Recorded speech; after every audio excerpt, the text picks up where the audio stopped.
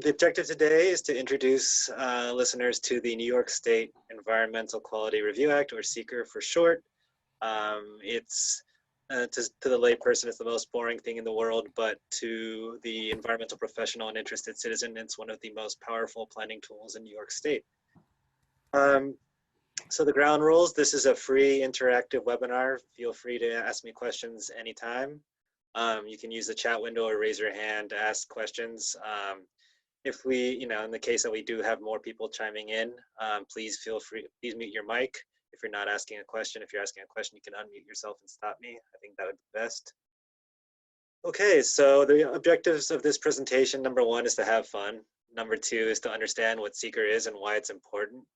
Number three is to really become introduced to the SEQRA review process. This is not an in-depth, a super technical presentation, but it should be able to get you on your way to understanding what SEQRA is and how you can utilize it for your professional purposes. And number four is to understand the role of the citizen in the SEQRA review process. So who am I? I'm an environmental planner with the OCCA. I'm a nationally certified planner with the American Planning Association. I was hired in 2014 with the objective of doing a large-scale environmental review of a high-voltage transmission line project. That was my first foray into the realm of environmental planning in New York State. I was able to obtain my master's in environmental policy from Bard College, where I studied the fracking battle in Otsego County and in New York State, and then my bachelor's of science in environmental science at the University of California at Riverside, where I focused on water rights issues in California. So who I'm not the SEQRA police. I'm not here to tell you how to specifically do something. I'm here mainly to share my perspective on SEQRA and introduce you to what it is and how you could utilize it as an individual. So please feel free to incorporate, disregard, correct, change, or amend anything that I tell you today. This is just merely an introduction. I'm also not an attorney. If you have legal questions on SEQRA, always consult an attorney when seeking legal advice related to SEQRA. This is really important because ultimately, if project ever goes to court, you're going to want an attorney on your side rather than somebody like me. And so what is OCCA? We are a 501c3 nonprofit environmental conservation organization. We're located in Springfield, just about 7.5 miles north of Cooperstown. We have 3 full-time staff, and now we have 4 part-time staff. We have 3 main program areas: education and outreach, research and monitoring, and policy and planning, which is my realm and what I'll be talking about today. And so what do we do? OCCA has a wide range of activities in each of our 3 program areas. You can see here that we do a lot of nature walks. We have our program director, Jeff O'Hanley, in the upper left, who's leading a nature walk in the village of Cooperstown. I think they're working on tree identification. The picture in the middle is a picture of our staff in the halls of Congress. We're meeting with Congressman Antonio Delgado to talk about environmental conservation in the Chesapeake Bay. The pictures on the right are our research and monitoring activities. We have done a lot of work monitoring the spread of invasive species, both aquatic and terrestrial. And we also have a burgeoning citizen science monitoring program whereby average people adopt streams and they conduct a series of water quality tests periodically and analyze the data and graph it and share it with OCCA. And we use that to establish a baseline for any large-scale development projects that may or may not have an impact on water quality in our county. And so what is the New York State Environmental Quality Review Act? For over 100 years, the New York State government has realized the importance of conserving the natural environment.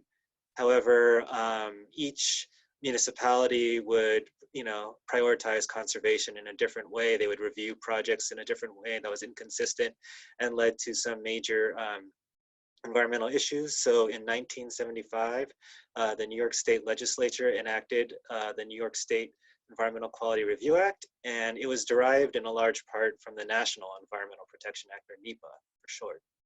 And so this statute governs the way in which local governments deal with planning, development and the issuance of permits.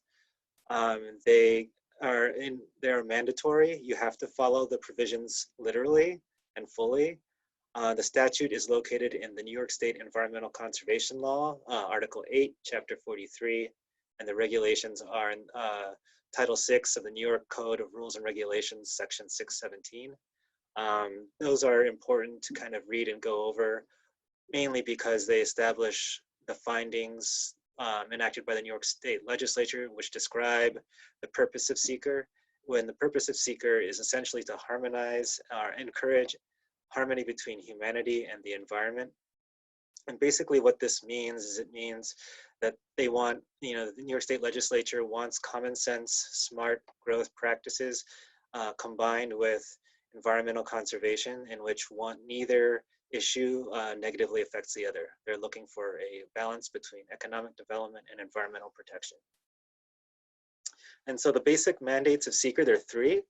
The most important one is preparing environmental impact statements.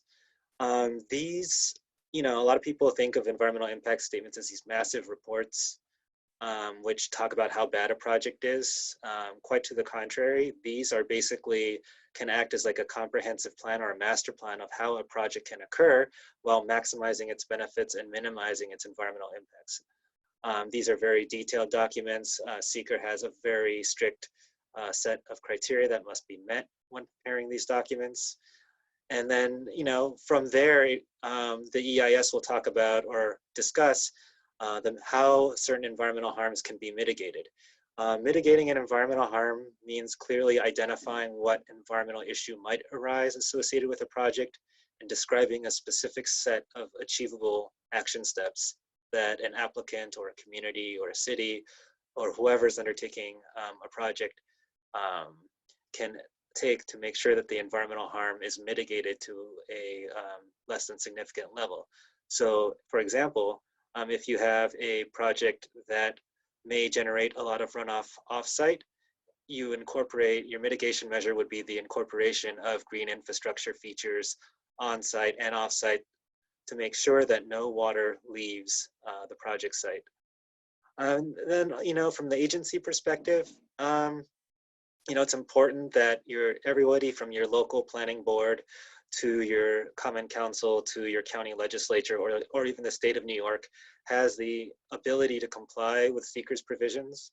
SEQRA is very clear about saying, recognizing that, somebody reviewing a big development project is not alone. They have the ability to ask for help. They have the ability to rely on state agencies to perform certain types of analyses for them or reach out to professionals. Ultimately, SEQRA encourages people reviewing projects to admit that they don't know something and then find somebody who can help them understand how to comply with SEQRA. And so why is SEQRA important? Why is it important? The main thing is it's an effective planning tool. If you're looking at the redevelopment of a site, the SEQRA review, if done properly, can help you identify what the natural environment looks like down on the site, what the built environment looks like surrounding the site, how the two harmonize or clash with one another, and what the community can do to make the project happen in a way that doesn't adversely affect the environment, but also doesn't limit economic development and smart growth. So later in the presentation, I will show you how the questions that the SEQRA review process asks can be utilized to facilitate this type of planning activity. And so SEQRA can also bring people together. It's very reliant on an informed populace and people participating in the process. SEQRA requires people to review what is known as the written record or the complete record associated with the project. And that's kind of the repository where everybody involved in a project can send written or oral statements to a lead agency in charge of reviewing the environmental impacts of a project. And kind of that record will help inform their ultimate decision. And so this kind of review process is intended not to be adversarial or confrontational. It's intended to be a place where the entire population can share their opinion about a specific project, build a very thorough record, and help people understand what a project is and what it is not. So, if you have just one or two people commenting, chances are you won't get a very accurate or thorough environmental review of a project done. Whereas if you have 500 people commenting on all sorts of different things related to a project, it'll really help clarify what the project is, what it isn't, and help the lead agency make a very informed planning decision. And so who are the players? So these SEQRA review processes, it really depends on the nature of the project, but in general, you have state and federal agencies who may have permitting jurisdiction over a specific project. This means that they might have to approve a water withdrawal, for instance, or approve the location of a septic system or design of a septic system. In the case of a federal agency, if you are disturbing a federally protected wetland, you would need to engage the Army Corps of Engineers, for instance. And then, the next kind of entity is the local agency. This could be the City of Oneonta's Planning Commission, for example, or the Town of Otsiko's Planning Board. These are usually the people who ultimately approve or deny or approve with modifications a specific project. From there, you have the applicant and their consultants. These could be private developers, these could be nonprofits, they could be industrial development agencies, but typically applicants on their own aren't familiar with the SEQRA review process, so they'll hire a consultant, usually from a larger firm, to help them prepare an application and directly interact with the local agencies. And then ultimately the public and other interested organizations such as OCCA, for instance, or anybody attending this webinar, they are the major player and first line of defense in a thorough SEQRA review process. And so who does what? State and federal agencies, they can undertake projects. They are subject to SEQRA. Even the Governor of New York is subject to a SEQRA review. But more often they provide input to local agencies about what impacts a specific project could have. For example, if you are building a mixed-use office building next to a historic district, they may want you to change the outlook or the design of the building to comply with the historic character in your community. Local agencies, they also can undertake projects, but mainly their main role is that they usually act as a lead agency or an interested agency in reviewing projects. A lead agency is like refers to the decision-making body, the person who decides whether a project goes through or does not. And an interested agency refers to an entity who has an interest in the project, can provide specific input, but does not have approving authority for a specific project. For example, if you have a project that is in the city of Oneonta, but it's close to the town border, the town of Oneonta would be an interested agency, whereas the city of Oneonta would be the lead agency. The applicants and their consultants, they submit projects, and that's kind of a simplified term of what they actually do. Their responsibility is to provide a thorough and detailed description of what the project is and what the anticipated environmental impacts of the project are, so that the lead agency can do a thorough job reviewing the project. So there, for instance, if they have a project that's missing about half of the necessary information for the local agency to act, the local agency can't just go in and fill out stuff for them. They can tell the applicant what they're missing, and the applicant's responsibility is to correct that. And then in terms of the public and other interested agencies, our job is to guide and comment on projects.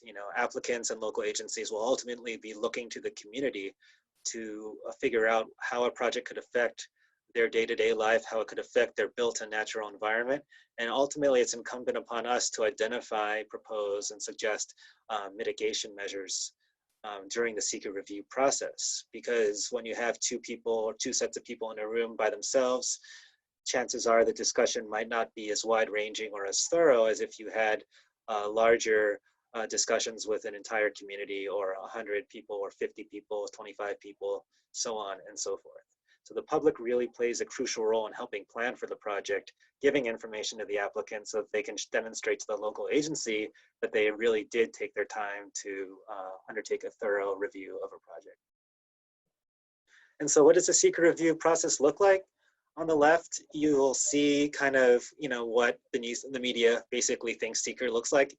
In these cases, a lot of people hear about these lawsuits or controversial cases in which development projects are challenged by a set of citizens or an applicant or a town, and the process gets decided in court, and it's a very drawn out, confrontational, highly cost prohibitive process to undertake. But in many cases, I would contend to you that good SEQRA reviews actually look like the image on the right, where you have a team of planning professionals deciding how a project can be laid out in a way that mitigates environmental issues while promoting, strong development practices, and, to ensure that, not only is the project profitable, but it also does not adversely affect the environment. Or if it does, the impacts are mitigated to the greatest extent possible. So in the picture on the right, this is dealing with the layout of a Army base.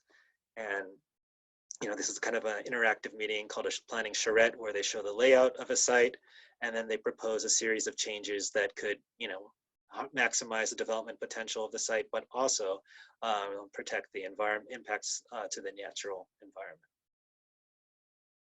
And so what the SEQRA review process actually looks like, it's a very bureaucratic, lengthy, drawn out process. However, it's important to understand the fundamentals of SEQRA and understand the regulations, because you can use these as tools to help you engage in these iterative, fun planning exercises. Okay, so for instance, step one involves figuring out what the project actually is. And then from there, the lead agency will be responsible for classifying the action. Classifying the action means putting a project that's in front of you into three buckets, one of three buckets. The first bucket is that the project may have a significant environmental impact. These are your large scale, Amazon warehouse projects, for instance, or mixed use building with 500 or 1,000 parking spaces, projects like that. Most projects that you'll see, such as the construction of a 20-home housing development, those are what are known as unlisted actions.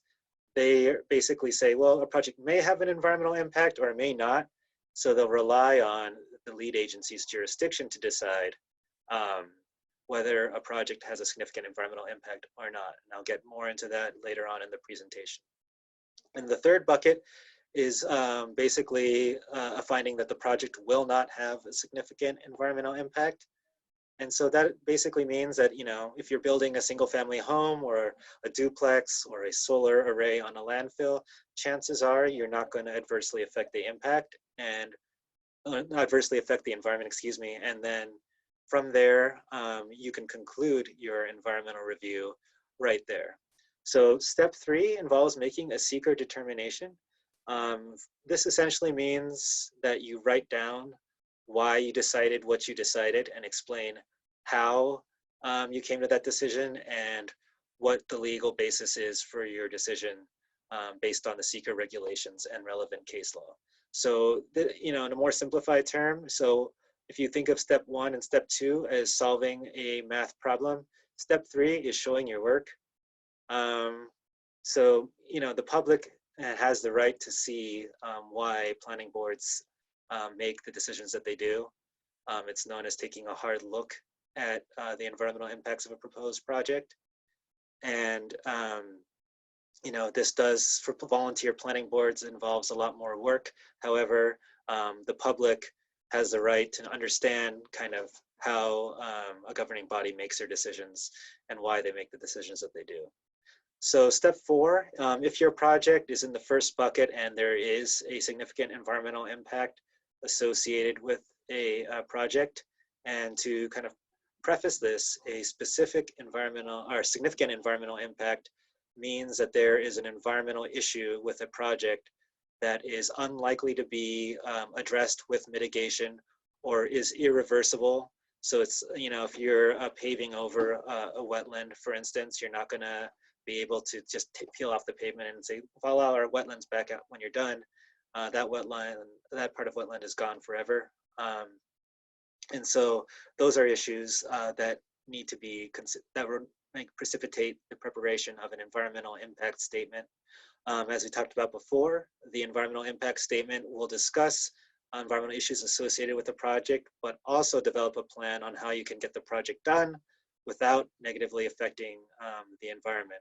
And in many cases, environmental impact statements can be used to talk about the benefits in terms of like jobs created, tax revenue, environmental features that may not have been there before. So if you have a pre-disturbed site and you're building a huge business park on it, if you put in bike trails and hiking trails and green infrastructure to capture stormwater, those are features that weren't there before, but could be considered to be environmental benefits associated with a proposed project.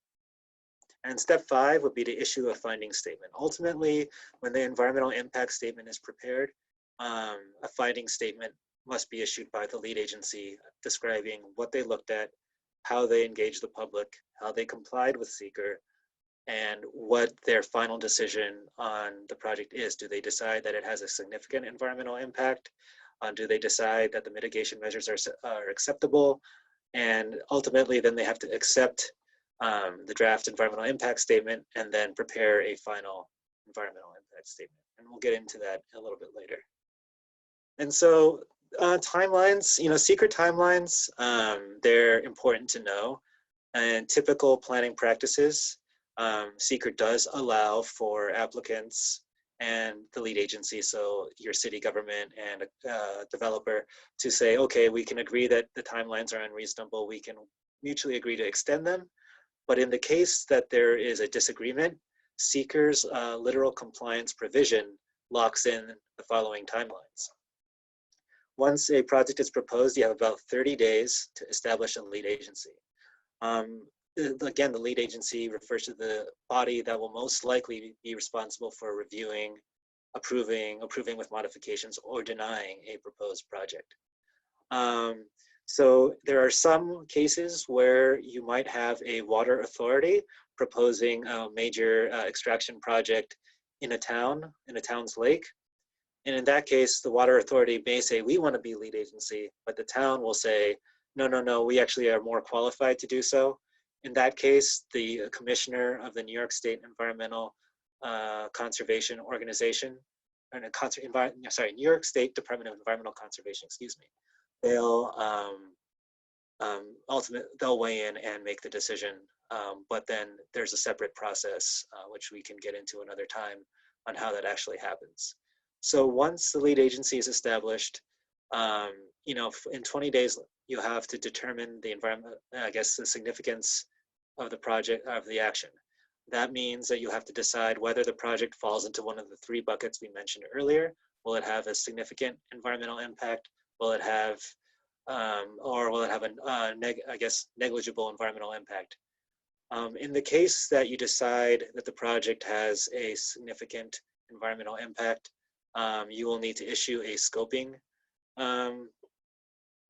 a statement. And scoping in the past was optional, but it is now mandatory. You have 60 days to determine what should go into your environmental impact statement and what should remain out. And so this is kind of important. So if I can provide some context, if you have a, let's say you have a slaughterhouse that's located in a more urban area, you can, chances are you don't have to worry about agricultural impacts because the project site's in an urban area, but you will have to worry about issues such as noise, smell, traffic, impacts to water and sewer and energy, so on and so forth.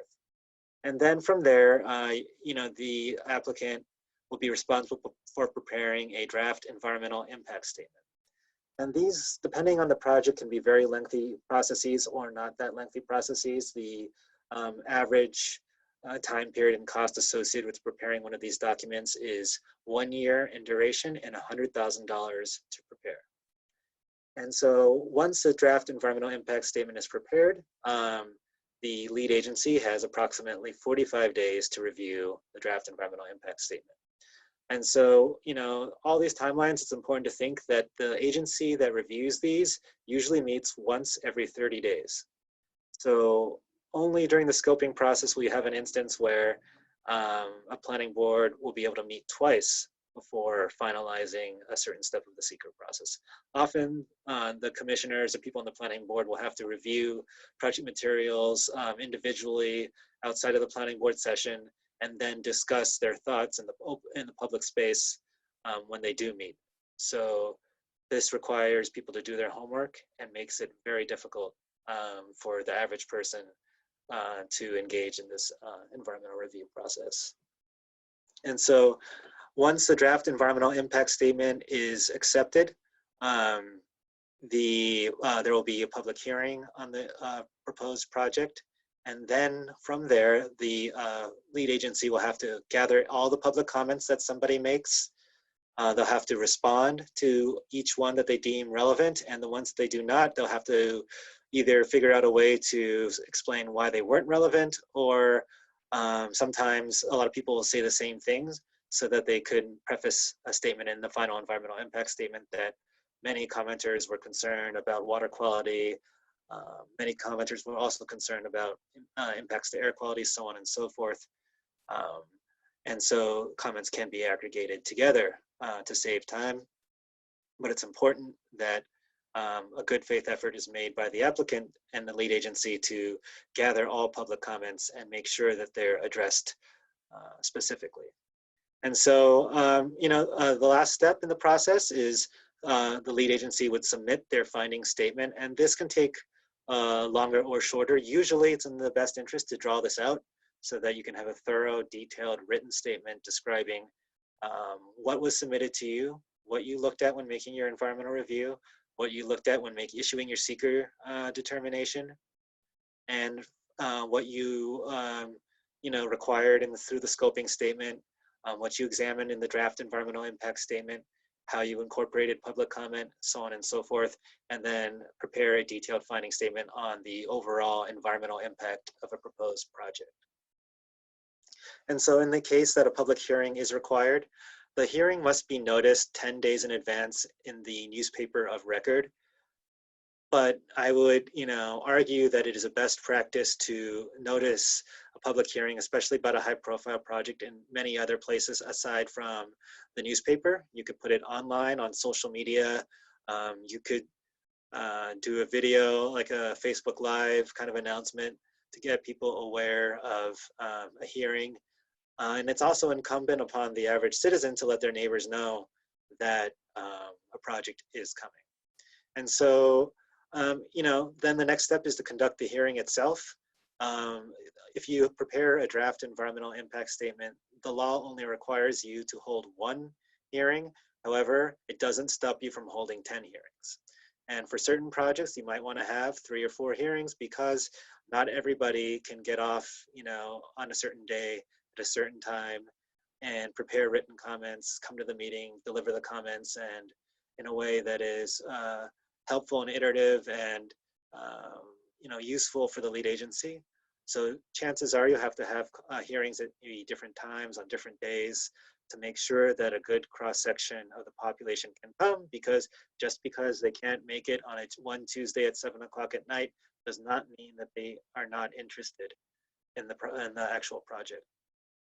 And so once the hearings are over, the lead agency will prepare the final environmental impact statement, and they have 45 days to make that happen. And that's, an important time period to be aware of, because, if they utilize the full amount of time, they'll be able to more thoroughly respond to public comment.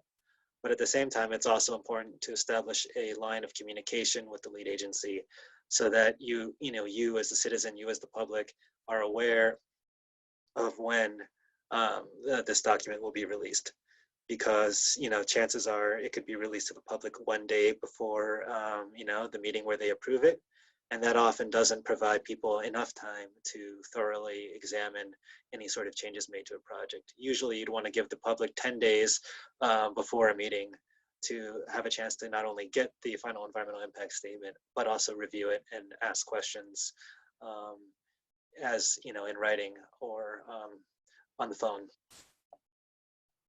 And so I've been talking a lot about an action. And so to kind of back up, an action essentially refers to the use of discretion by a governing body when, so that kind of, in a simplified terms, if they have to make a judgment call on something, chances are it's an action. So for instance, a comprehensive plan update, while it may not have a direct environmental impact, chances are that it could change the natural and built environment of a community if fully implemented. But ultimately, the town who's proposing the update will have to exercise their discretion in approving it or denying it. And so that would constitute an action. Development projects are pretty self-explanatory. If they are doing a project that is either requires approval from a town. So in the case that a project is allowed as of right in a municipality, so as of right means that you can basically build the project so long as you get a building permit. Those do not require the judgment of the local municipality. And so those would not be subject to SEQRA. However, if you have something that requires a site plan approval or a special use permit or a variance, that would require the town to use their judgment to either approve or deny your project. And so the next type of action are grant applications. And so you would think that, okay, well, grant applications don't necessarily, you might get denied. So it may, you may think that that being denied won't, necessarily trigger you to use your discretion. However, when you submit a grant application, you're committing to implement a certain project should you be funded. So SEQRA's, regulations require, define an action as something that will commit you fully to future steps that could necessitate an action. So in this case, in 1982, there was an appellate court ruling, New York State Supreme Court ruling, in which a town applied for a economic development grant to help somebody set up a chicken farm. And the judge in this case said that because they applied for the grant, and if they were funded, the chicken farm would be built, the grant application itself would trigger the SEQRA review process. Now, if most municipalities, so if they don't know this, it's incumbent upon the citizen or the interested agency to let them know that this triggers SEQRA, because it could affect their ability to get the grant, their ability to kind of comply with the grant's provisions if they fail to comply with SEQRA, and it's demonstrated as such.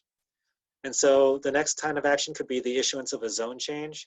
And so this basically means that if you have a parcel of land that's zoned for commercial, and you want to change the zoning to residential or industrial, that would require the town in question to issue their judgment or utilize their judgment to decide whether or not the zone change was appropriate, whether or not there'd be any sort of environmental impact associated with that.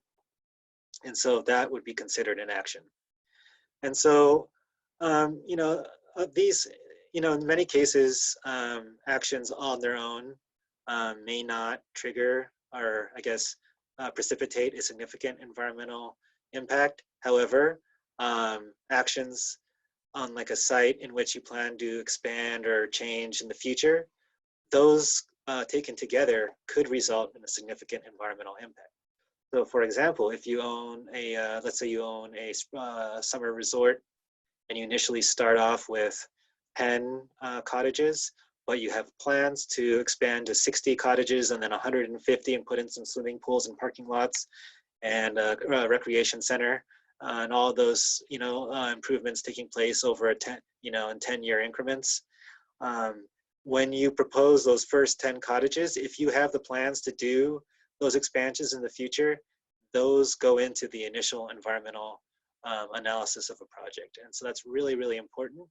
And so if you are a member of the public and somebody is proposing a project, the most important question to ask will be, do you plan to expand in the future? Do you plan to grow? Do you plan to change any aspect of the project in the future?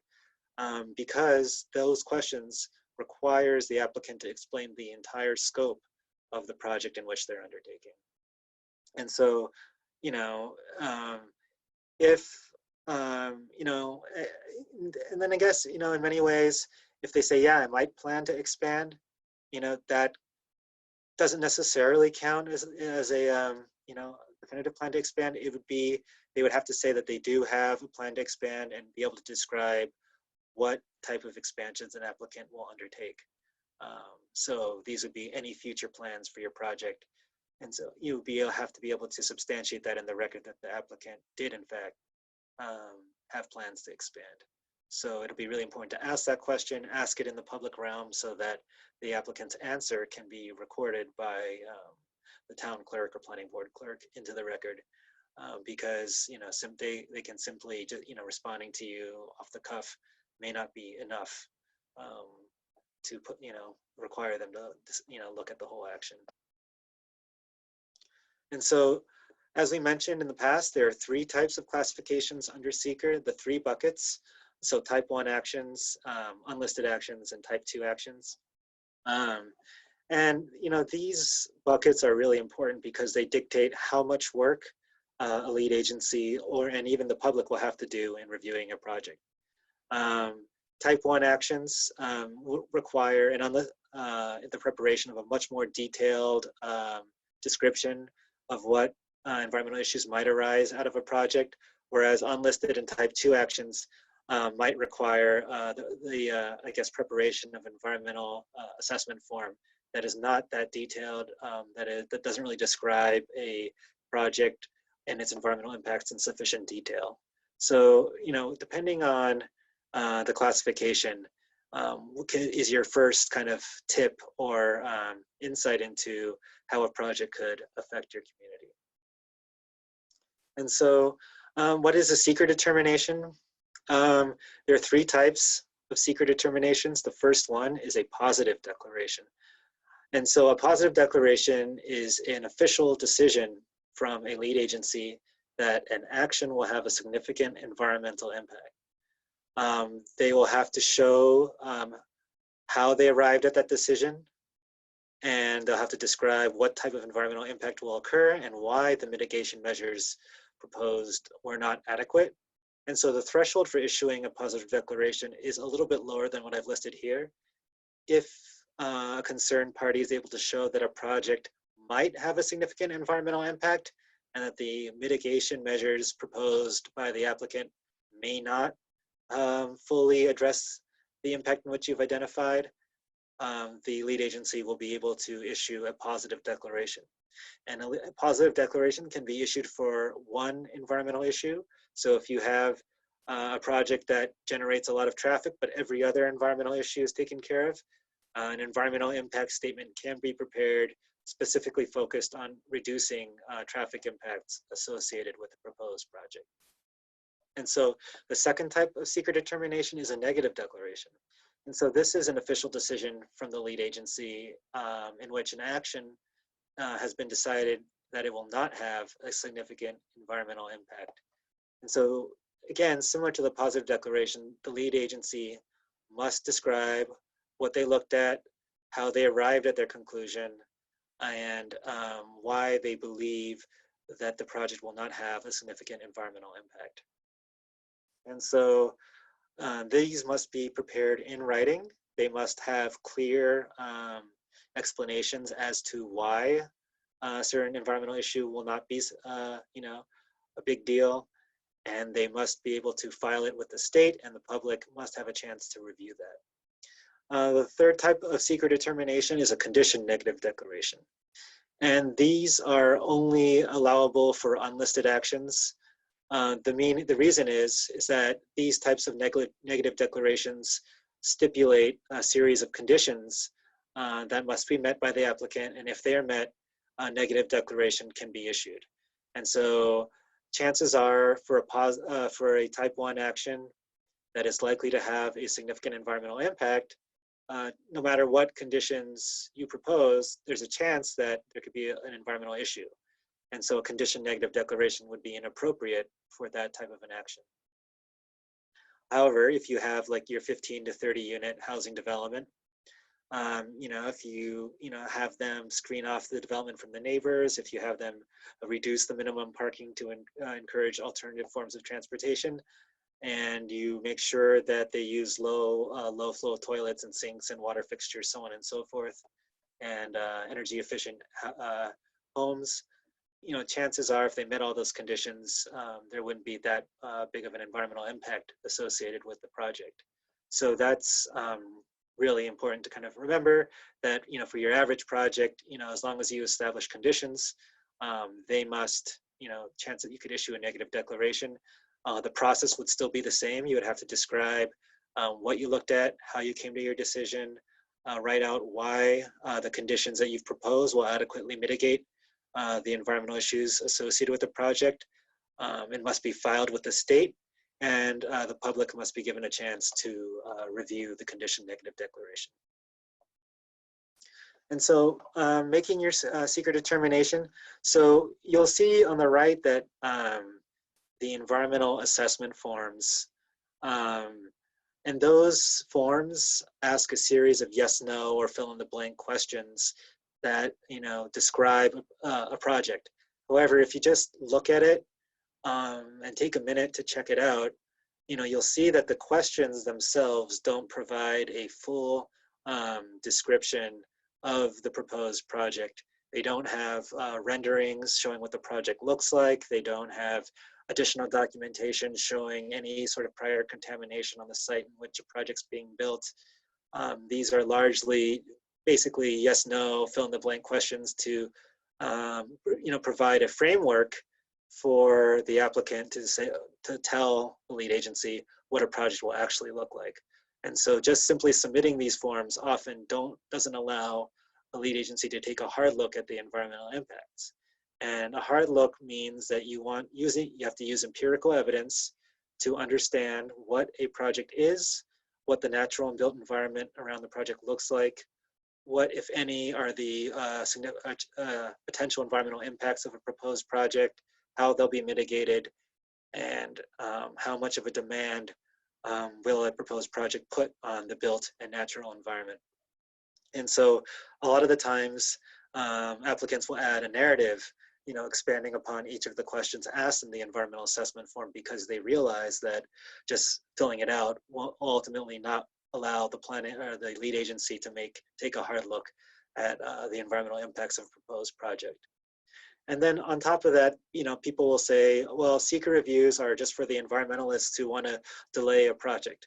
And yes, there are ways in which a project can be delayed, but if the accompanying narrative is prepared, if the applicant engages with the public and uses the SEQRA review process to plan for a strong project, they'll see that the SEQRA review process, requires lead agencies to weigh environmental and economic impacts of a proposed project equally. They can't overly restrict, the construction of a project to the point where it's no longer economically feasible. They have to figure out a way to establish a harmonious balance between environmental protection and economic development. And so that's an important rejoinder to say, look, this process is a chance for us to work together and plan something, and rather than delay and obfuscate. And so, I've talked a lot about hard looks and SEQRA determinations and kind of what that should look like. You'll see in the image on the right that SEQRA determinations are very detailed written statements. So the image on the right is a template negative declaration from a legal textbook titled Environmental Impact Review in New York. The example that I have on the right discusses impacts to air quality and impacts to soils and vegetation. And you'll see, you don't have to read all of it, but for the air quality section, they describe, what the fuel source for the proposed project would be. They describe what the air emissions will be and what chemical constituents will be emitted. They describe what mitigation measures will be undertaken, and they'll ultimately weigh in on whether a project will have a significant environmental impact on air quality or not. And so all those kind of, all that written, environmental jargon per se, basically establishes what the planning board or planning commission in this case looked at, why they arrived at the decision that they arrived at, how they weighed the ability of proposed mitigation measures to address the environmental impact, and ultimately they have a clear statement deciding that the project as proposed will not have a significant impact on air quality. And so, for the more basic thing, you want a SEQRA determination to be a detailed resolution which describes what you looked at, what you based your decision on, and why you think the action could, will, or will not impact the environment. And so that's really, really important to tell the planning boards that you interact with to prepare something like that. Because again, if there are future projects proposed in the same area, it'll be important that they not only review the project consistently with other projects that they've approved or disapproved in the past, but also that they undertake a thorough environmental review so that they can plan for the growth and eventual development of their community more effectively and more sustainably. And so the environmental impact statement, in a nutshell, it describes, a project setting. It's intended to describe the impacts of a project. And number 3, it basically describes how environmental impacts will be mitigated.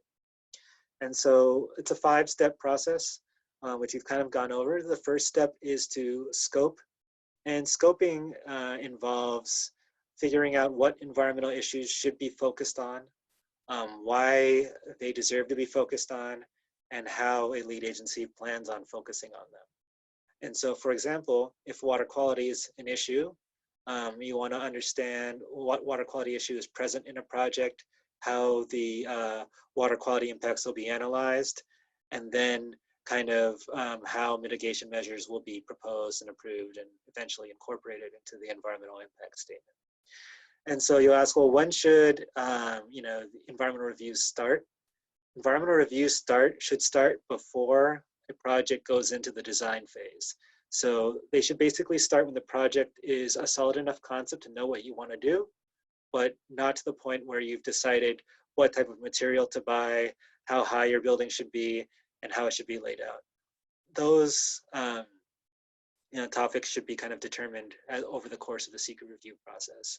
Because once you latch on to a particular development style, chances are you'll be much more recalcitrant to incorporate proposed changes that the SEQRA review may elicit. And so step 2 would be preparing the draft environmental impact statement. Again, these are like 800, 1,000-page reports that are usually done over the course of the year. They're not, the SEQRA regulations require that these documents be understandable by the general public. They're supposed to use clear, simple language that effectively describes what they're trying to do. And there are numerous court rulings which kind of back that up. So if you're a member of the public and you don't understand anything that's going on in the environmental impact statement, you have the ability to say that they're not using clear enough language to help me understand what the project is. And that's something that you should hold on to if you're engaging in a SEQRA review in your municipality. Step 3 involves holding a public hearing and soliciting public comment. And so this is kind of a tree falling in the forest and anybody hearing it kind of issue. If people don't attend and they don't participate in this process, it's like a tree falling in the forest and nobody hearing it.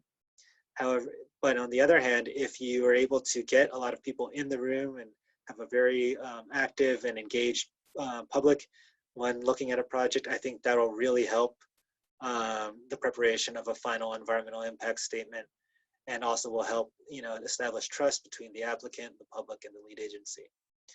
Step 4 involves revising the draft environmental impact statement and incorporating changes mentioned by the public and the preparation of a final environmental impact statement. And so one thing that is worth noting here is that, let's say you miss the comment deadline but you want to submit something a week later. New York state law now requires the lead agency to review late submitted comments and incorporate them into the final environmental impact statement. And so if a town says, you have until April 30th to comment on a project and then we're not looking at anything, you can say, no, if you're doing an environmental impact statement and I can submit my comments a week late and you have to look at them. It's important to hold on to that point because you don't want the public to feel disenfranchised in an environmental review process. Step 5 would be to present a SEQRA finding statement.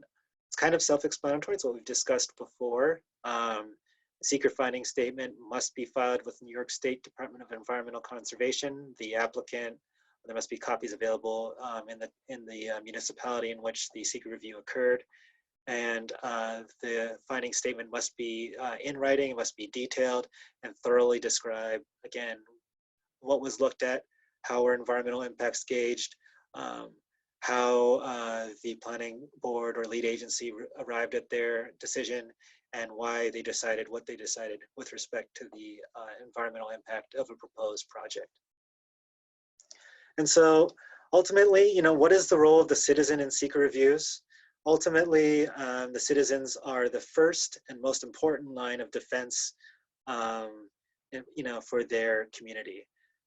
They typically, don't have authority to approve or deny projects, but they can challenge decisions through what is known as a Article 78 proceeding, and that's a lawsuit in which the citizens will say, look, we think you made a mistake approving a project, and if you're successful, you'll have the lead agency, or the town in this case, revise their decision to comply with or address whatever mistakes that they made. And this is important because this is the only enforcing entity mentioned in the statute. The citizens are the enforcers. So they're ultimately, forced or nudged to file an Article 78 if they feel that SEQRA process was abused or misused or misinterpreted. On the same token, the lead agency review must be substantive. If they just say that, if they go to one meeting and they decide that a big development project won't be an issue and they don't need to do an environmental review, the citizens will have to exercise their role as the enforcing entity in the SEQRA review process to make sure that the town or whoever is reviewing the project does their due diligence.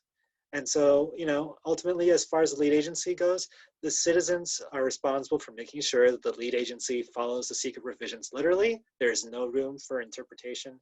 SEQRA SEQRA is intended to be complied with literally as written. There's no wiggle room. There's no room for interpretation. So unless somebody's, complying with the rule of law as written, chances are they're not complying with the SEQRA review process. And so OCCA is starting a series of online planning classes, many of which will be much more fun, such as comprehensive planning, building strong towns, so on and so forth. If you're interested in these planning classes, please email me at planner@occainfo.org to sign up. We'll be charging a nominal fee for classes. I believe it's $25 for 4 classes. The first 4 will be focusing on much more in-depth dive into the SEQRA review process. We'll be breaking down environmental impact assessment forms in detail. We'll be talking about how to prepare strong comment letters that can actually affect change in your community, understanding what goes into an environmental impact statement, and then we'll be talking about how the courts have shaped the SEQRA regulations over the past several decades. And so those are the first 4 classes for a fee of $25 total. You'll be able to attend all of them. They'll be recorded. And so if you can't make a specific recording of this course, you'll be able to watch it at your leisure. Yeah, So OCCA also has a circuit rider planner program in which we act as an ad hoc planner to assist municipalities with SEQRA reviews, comprehensive plans, zoning issues, or other environmental initiatives such as establishing a greenway or developing a watershed protection plan. OCCA offers a 50-50 cost share, with OCCA eating half of our $100 an hour rate, so thereby allowing us to charge $50 an hour consulting rate for municipalities, which we feel is very competitive and very fair. We also offer a series of other trainings ranging from agricultural and farmland protection planning to a deep dive into a specific SEQRA review that your town undertook. It can be any time, so long as the record of that project's review is thorough. I'll be able to kind of do a deep dive and dissect everything that went right and what went wrong, and be able to kind of help towns learn from their past projects. And so with that, I'd be happy to answer any questions. I thank you all for taking the time to attend this webinar, and please feel free to contact me at my phone number and cell phone number listed below, or by email, planner@occainfo.org. Thank you again. I'd be happy to open the floor to questions.